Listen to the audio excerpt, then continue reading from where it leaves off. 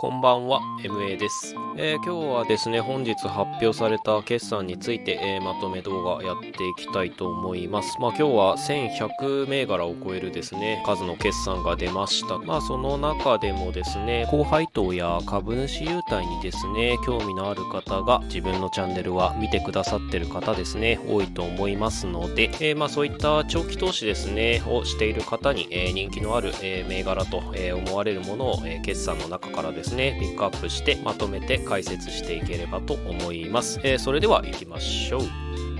まずは日本電信電話 NTT ですね。最終利益に関して23年の3月期ですね 2.7% 増し、1兆2131億円で着地、また配当の方もですね115円から120円へ、5円の増配ということで発表しています。素晴らしいですね。そして24年の3月期に関しても、最終利益で 3.5% 増し、1兆2550億円を予想として出してきました。4期連続過去最高益更新、5期連続増益ということで、盤石の決算といった内容ですね。決算の内容としては特に問題はないんですが、ただちょっと一つサプライズというか、ちょっとびっくりしたことがありまして、NTT ですね、同時に株式分割をですね発表しました。内容としてはこの下の部分ですね、1株につき、25株に分割ということで、なんと1対25の分割ということですね。いやこのクラスの分割っていうのは自分はあんまり聞いたことがないというか初めて聞きました。10対1とかだったら最近任天堂とかあったと思うんですが、25というのはなかなかですね、すごい分割の仕方をしてきたなという感じですね。これによって、今の株価から25対1でいくとだいたい160円ぐらいの株価になりますので、単元で言うと1万6000円1万円台で投資ができるようになるということです。ちなみに基準日は6月30日ですね。そして効力発生は7月1日ということで、実質来月末で分割という形になってきます。これについては相当驚いたんですが、NTT 側としてはですね、株式分割の目的ということで、IR 出しているんですが、2024年から新しい NISA 制度が導入されることを踏まえ、投資の金額を引き下げることで、より幅広い投資家層に、投資をしてもらえるようにという、狙いがあるよということで説明がされています。また NTT ですね、安定しているという、側面が強いのか、単元未満株主というのも非常に多いと、でそれを投資環境を整えることで、議決権を有する株主として当社株式を保有していただきたいと考えておりますという説明もされていますね。理由としてはわからんでもないし、これによってね新しい NISA でも買いやすくなるので、いい側面はもちろんあるとは思うんですが、ちょっと個人的には25対1はやりすぎなんじゃないかなというふうに率直には感じましたね。というのもあんまり金額が下がりすぎちゃうとですね、誰しもが投資をしやすくなるので、仕立て株ですね、そういったものにもですねなりかねないので、ちょっと取引が荒れるかなっていうのがですね、ちょっと個人的に懸念点ではありますね。あともう一つ気になったのは株主優待制度ですね。どうなってくんだろうっていう話ですね。現状 NTT って D ポイントの贈呈100株以上ってことで、このような株主優待制度を設けてます。2年以上で、1500ポイント、5年以上で3000ポイントということで、株式分割の時って、優待制度も分割に合わせて制度変更になるとかって記載されることが、結構多いと思うんですが、特に分割の IR の方にはですね何も書いてませんでした。ただ NTT のですねホームページの方を見ましたら、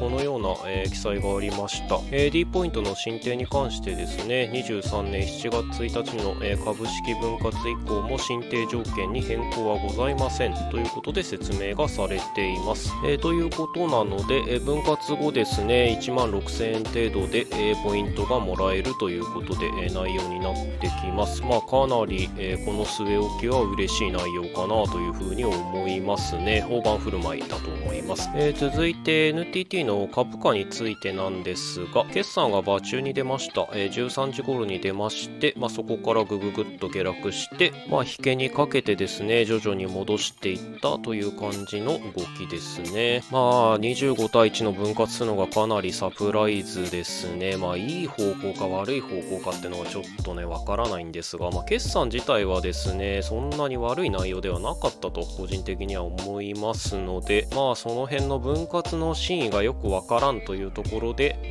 買いなのか売りなのかっていうのがちょっとね、判断しづらかったんじゃないかなというふうに思いますね。で、また直近のチャートですね、わりかし上げている傾向なので、その辺でも売りがやや先行したのかなという感じは見ていて受けますね。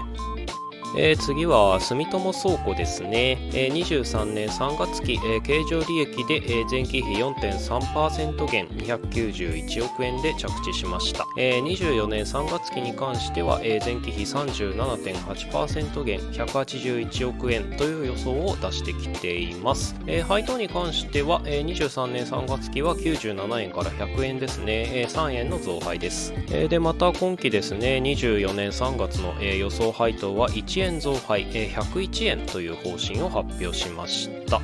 ちなみに23年の3月期に関しては海運子会社および船舶を売却した売却資金等をですね営業回収益に計上していることから経常利益および純利益が大幅に増益になっているというふうに説明が別途されていますね。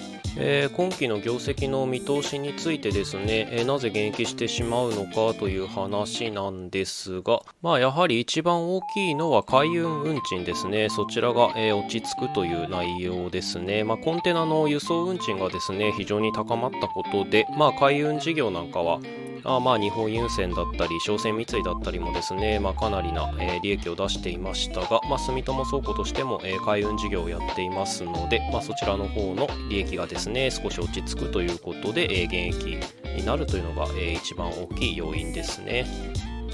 実際セグメント別でですね見てみると、海運事業に関しては営業収益で、マイナス 53.3%、営業利益で見ても 22% 減ということで、かなり、大きなですね減益ウェイトを占めているということが分かりますね。物流に関しては、少しずつ回復していくだろうという、見込みを出していますので、やや増益になってはいますが、海運のマイナス分をなかなかカバーしきれないというのが現状ですね。で、ちょっと気になるのは配当の部分ですね。今期も増配ということで101円で出してきているんですが、前期に関しては EPS281、配当100円という内容で、成功的には 35% くらいというところで、そんな高すぎずな水準だったんですけど、今期現状のですね24年3月の予想では EPS が 156.2 で配当を1円増配して101という数字で今のところ予想を出してきています。これこのまま見ると配当成功的には 64% くらいになってくるので、ちょっと出しすぎだよなという水準ではあります。配当に関しては基本方針のところで23年から25年度においては中長期視点で1株当たりですね年額100円をミニマムとするというふうに述べられていますので、なかなか簡単に減配というのはですねできないというところがあるんだと思います。財務的な余力というのはですね比較的安定している銘柄ではありますので、すぐにというのは心配はしてないんですが、EPS の回復とともにですね、少しでも配当を楽に払えるような業績にですねまだ今期始まったばっかりなので立て直していけるような形になればいいなというふうに思いますね。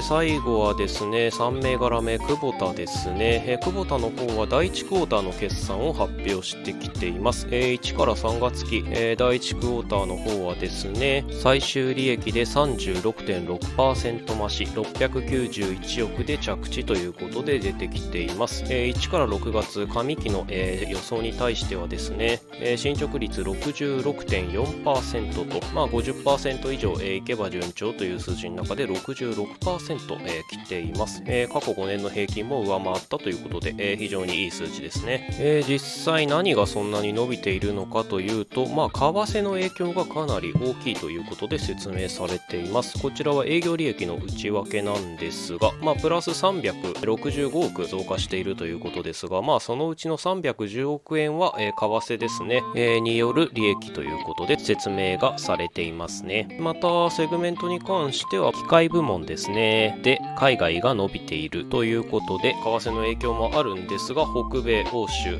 アジア圏ですね、その辺が好調といったところですね。日本に関しても増益ではありますが、海外ほどは伸びていないという感じになりますね。為替の影響がですねかなり押し上げてはいるんですが、まず順調な決算ということで、いいのではないかと思いますね。第2クォーターも、楽しみですね。はい、というわけで、今日はですね5月12日に出た、決算の方ですね、いくつかピックアップして、まとめていきました。本日ですねかなりの数の決算が、出揃いましたね。また来週もですね少し出ます。来週の月曜日15日あたりですねは、またかなりの数の決算が出てきますので、その辺もですね、気になるものがあれば、またこうして動画など作っていけたらと思いますので、気になる方、チャンネル登録してお待ちいただけると嬉しいです。というわけで今日の動画は以上で終わりとなります。この動画いいと思いましたらグッドボタンとチャンネル登録ですね、ぜひよろしくお願いいたします。励みになっております。それではご視聴ありがとうございました。